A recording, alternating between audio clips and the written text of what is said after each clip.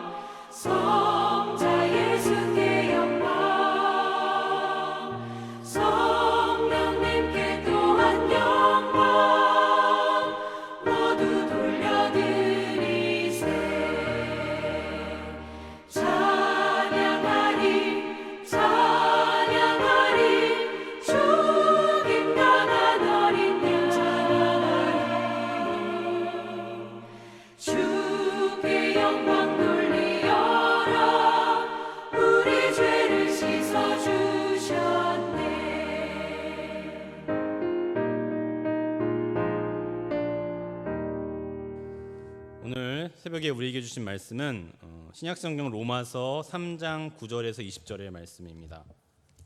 로마서 3장 9절에서 20절의 말씀, 제가 가진 성경으로 신약성경 242페이지에 있습니다.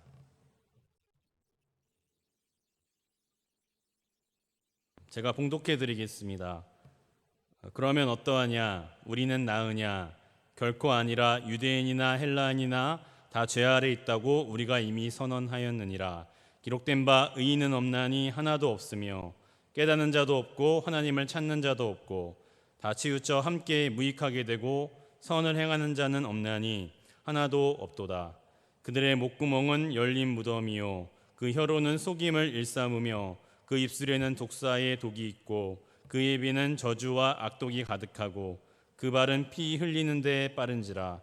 파멸과 고생이 그 길에 있어 평강의 길을 알지 못하였고 그들의 눈앞에 하나님을 두려워함이 없느니라 함과 같으니라. 우리가 알거니와 물은 율법이 말하는 바는 율법 아래에 있는 자들에게 말하는 것이니 이는 모든 입을 막고 온 세상으로 하나님의 심판 아래에 있게 하려 함이라. 그러므로 율법의 행위로 그 앞에 의롭다 하심을 얻을 육체가 없나니 율법으로는 죄를 깨달음이니라. 아멘. 가정에서 예배 드리시는 여러분들에게 하나님의 보호하심과 함께하심이 있으시기를 간절히 축복합니다. 오늘 말씀의 제목은 하나님에 대한 두려움이 없다면, 하나님에 대한 두려움이 없다면이라는 제목입니다. 저한테 이제 아들이 2명 있는데요. 여러분 아들 키워 보셨죠? 네, 그러니까 아들들이 이제 놀면은 막 어질러 있잖아요. 그러면 이제 막 책도 막 보다가 막 펴놓고 어질러져 있고 하다가 막 밟다 보면은 책이 막 찢어져요. 그래서 이제 엄마가 둘째한테 이렇게 하면은 책 찢어지지 않냐 이렇게 타일르잖아요. 그러면 첫째가 이렇게 얘기를 해요. 난 그런 적 없다. 동생만 저런다 이렇게 얘기를 하죠. 사실 첫째도 그런 적 있거든요. 근데 우리가 여기서 알 수 있는 것은 엄마가 둘째를 타이르고 있지만 첫째도 그 이야기를 듣고 또 마음속으로는 이렇게 찔려 한다는 거예요. 마음속으로는 나도 그렇게 하지 말아야지 하면서 엄마의 이야기를 듣고 있는 것입니다. 바울이 유대인들을 향해서만 계속해서 이야기하고 있지만 결국은 이방인들을 향해서도 말하고 있는 거예요. 그리고 성경을 읽고 말씀을 듣는 우리들에게도 말하고 있는 것입니다. 지난주 우리는 유대인들에게 분명한 특권이 있다고 말씀을 드렸어요. 말씀을 먼저 받았다는, 하나님의 약속을 먼저 위임받았다는 특권이 있고 그 약속이 하나님의 신실함 속에서 계속되고 있다는 것을 나누었습니다. 여러분, 그렇다고 해서요 이방인들이 죄에서 완전히 자유해진 것은 아니라는 거죠. 유대인들이 좀 잘못된 방향으로 가고는 있다 할지라도 그 이야기를 들은 이방인들이 우리는 제대로 가고 있다라고 생각을 하면 안 된다는 거예요. 오늘 바울은 다시금 평등한 관점에서 하나님의 의를 말씀하고 있습니다. 그것이 바로 9절의 말씀입니다. 우리 9절의 말씀 같이 한번 읽어보겠습니다. 그러면 어떠하냐? 우리는 나으냐? 결코 아니라 유대인이나 헬라인이나 다 죄 아래 있다고 우리가 이미 선언하였느니라. 아멘. 이렇게 바울이 얘기하고 있죠. 우리는 나으냐? 유대인들이 율법의 방향대로 잘 행하지 않고 그 말씀대로 살고 있지 않는다 할지라도 우리는 나으냐? 이렇게 말씀하고 있습니다. 여기서 우리는 바울과 로마에 있는 그리스도인 수신자들 그리고 신앙생활하고 있는 우리들을 칭하고 있는 것입니다. 바울이 계속해서 유대인들에게 율법으로 의롭게 되지 않음을 말하는 것은요 모든 사람들이 하나님의 심판 앞에서 죄가 있음을 말하고자 한 거예요. 그 모든 심판과 죄와 의롭다 칭함이 모든 사람들에게 적용되고 있는 한 과정임을 말씀하고 있는 것입니다. 이것은 우리가 다 옷을 입지 않은 상태로 태어난 것처럼 그 누구도 그 심판과 죄 앞에서 자유한 자가 없다는 것입니다. 죄의 보편적 적용에서 벗어날 자는 아무도 없다라는 것이 오늘 본문의 요지인 거죠, 여러분. 그래서 계속해서 로마서는 이신칭의, 이신득이 하나님의 은혜로만 의롭다 칭함을 얻을 수 있음을 강조하고 있고요.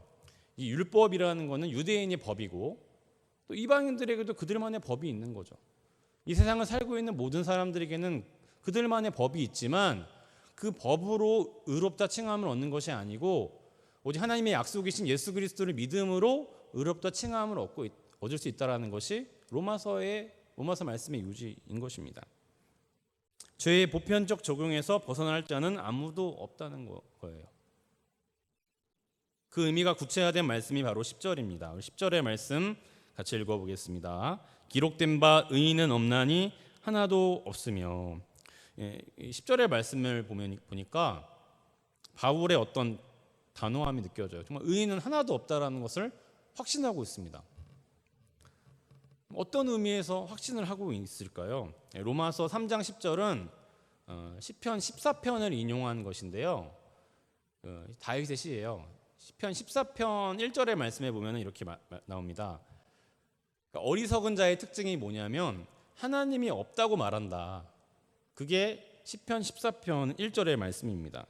하나님이 없다고 말하는 것이 바로 의인이 없다는 증거가 된다는 거예요. 쉽게 말하면 여러분 지금도 우리가 통계적으로 봐도 하나님 없다고 말하는 사람들이 더 많잖아요. 하나님 있다고 말하는 사람들보다.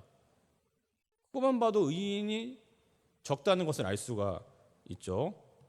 그리고 우리 중에 그 누구도 하나님을 인정하는 상태로 태어난 사람은 없습니다. 우리가 모태 신앙이어도 마찬가지예요. 하나님을 인정하지 않은 상태로 태어났지만 여러 가지 그 하나님의 은총의 과정들을 통해서 예수님을 믿게 되는 것이죠. 여러분 우리가 한 사람 작정하고 기도해도 그 사람이 죽기 전까지 예수 안 믿는 경우도 되게 많잖아요.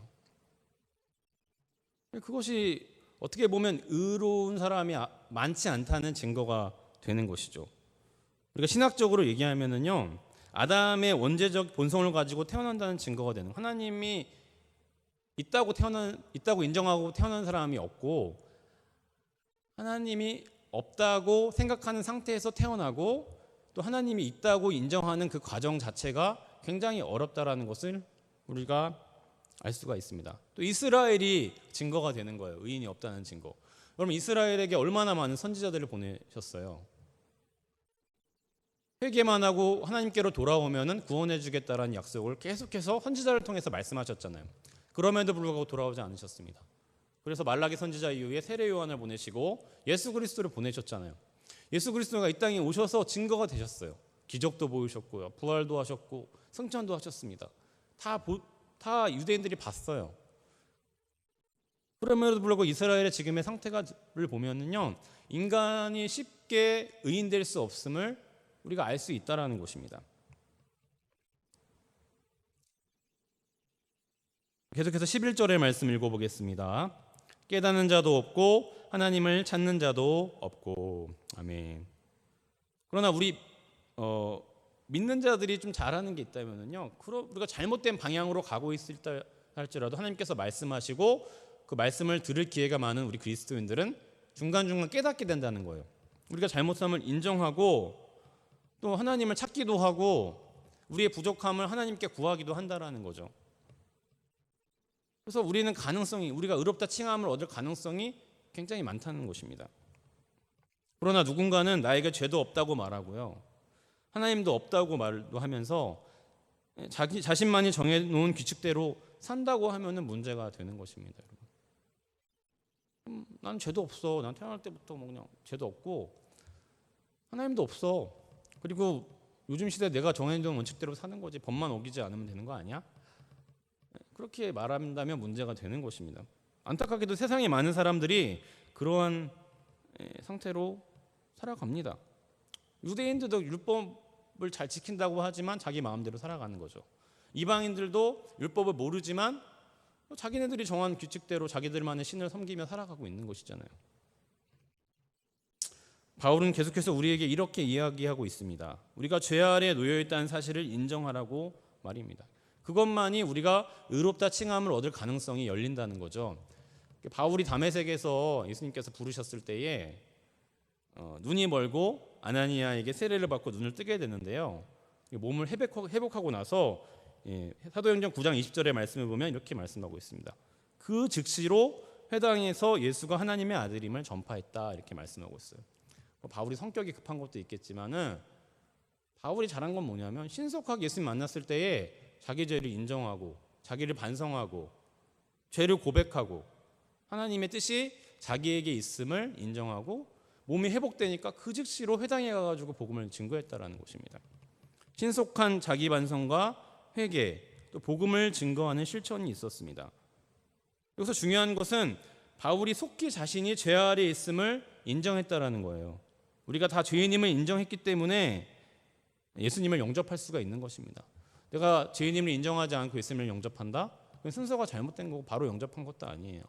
내가 죄인이고 내 죄가 하나님의 은혜, 예수님, 그 약속이신 예수님을 통해서만 사함받을 수 있다라는 인정이 있을 때만 예수님을 제대로 영접한 케이스가 되는 것입니다. 우리가 의인으로 나아가는 그 길이 바로 죄를 인정하는 것입니다. 그것이 없으면 어떻게 된다고 오늘 말씀합니까? 12절의 말씀 읽어보겠습니다.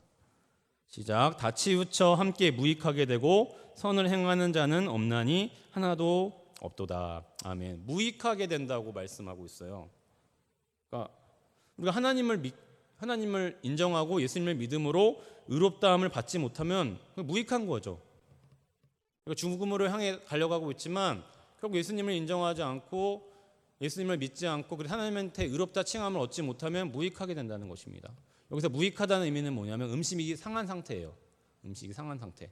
음식이 상하면 아무것도 못하잖아요. 그냥 버릴 수밖에 없게 되는 거예요. 죄도 인정하지 않고 하나님이 없다고 말하면 음식 상하면 아무것도 할 수 없는 것과 같이 그와 같이 된다는 것입니다. 계속해서 13절부터 17절의 말씀은 하나님의 율법으로도 죄를 깨닫지 못하는 사람들이 보이는 모습을 요약하고 있습니다. 성령의 열매를 맺지 못하고 인간적인 죄악이 드러나는 거죠. 그러니까 예수님을 만나서 성령을 받아서 열매를 맺어야 되는데 그냥 인간적인 율법만 지키고 하나님도 없다고 말하고 죄도 인정하지 않으면은 이러한 죄악이 드러날 수밖에 없다라는 것이 오늘 본문의 말씀입니다. 그리고 결론적으로 하나님을 인정하지 않고 율법으로도 죄를 깨닫지 못하게 되면 이와 같은 결론에 이릅니다. 18절의 말씀 읽어보겠습니다. 그들의 눈앞에 하나님을 두려워함이 없느니라 함과 같으니라. 아멘. 18절의 말씀에 보니까 하나님의 눈앞에 있음에도 하나님을 경외하지 않는다는 것입니다. 결론적으로 하나님을 인정하는 것 같아도 하지 않는 모습이죠.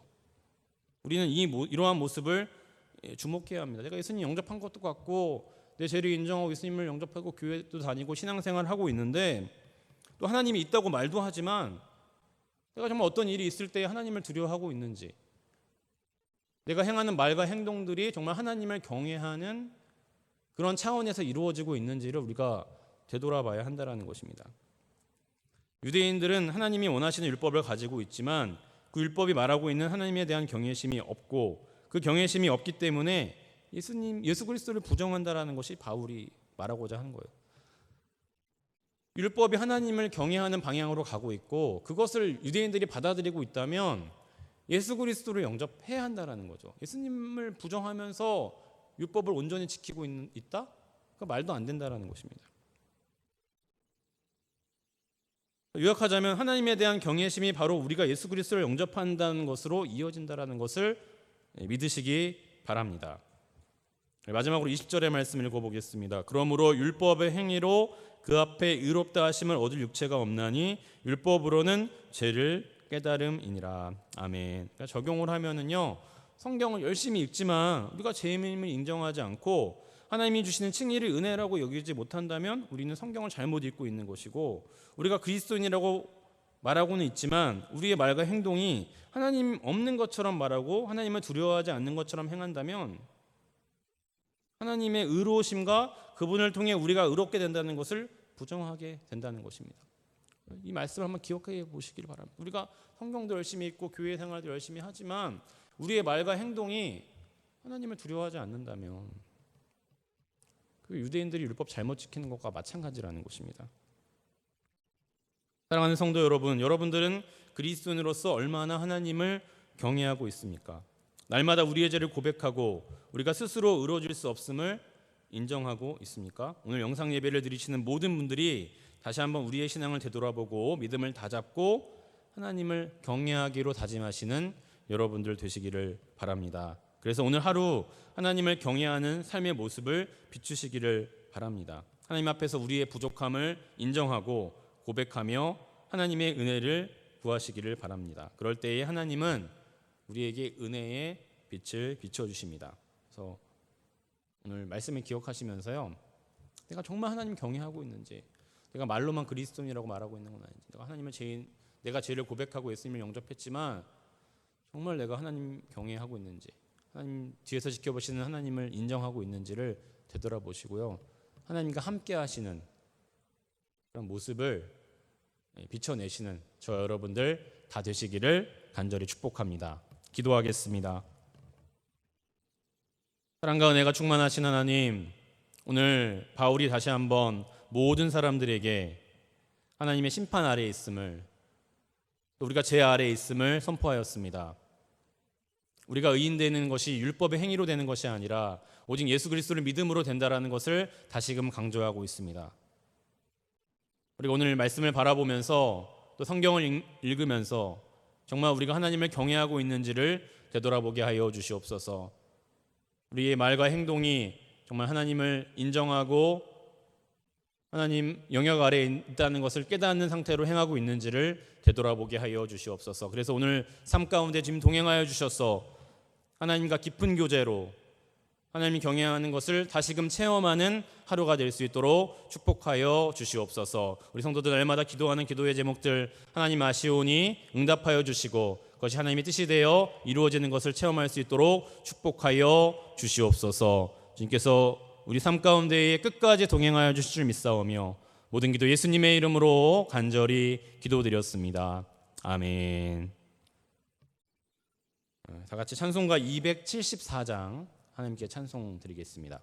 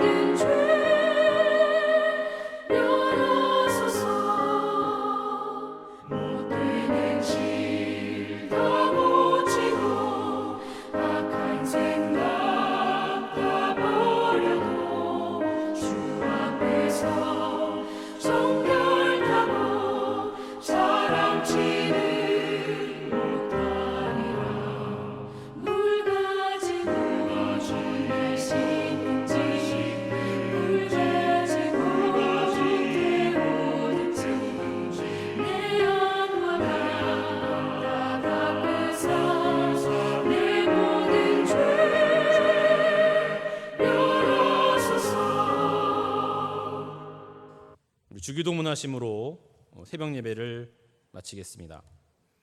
하늘에 계신 우리 아버지여, 이름이 거룩히 여김을 받으시오며 나라가 임하시오며 뜻이 하늘에서 이루어진 것 같이 땅에서도 이루어지이다. 오늘 우리에게 일용할 양식을 주시옵고 우리가 우리에게 죄지은 자를 사하여 준 것 같이 우리 죄를 사하여 주시옵고 우리를 시험에 들게 하지 마시옵고 다만 악에서 구하시옵소서. 나라와 권세와 영광이 아버지께 영원히 있사옵나이다. 아멘.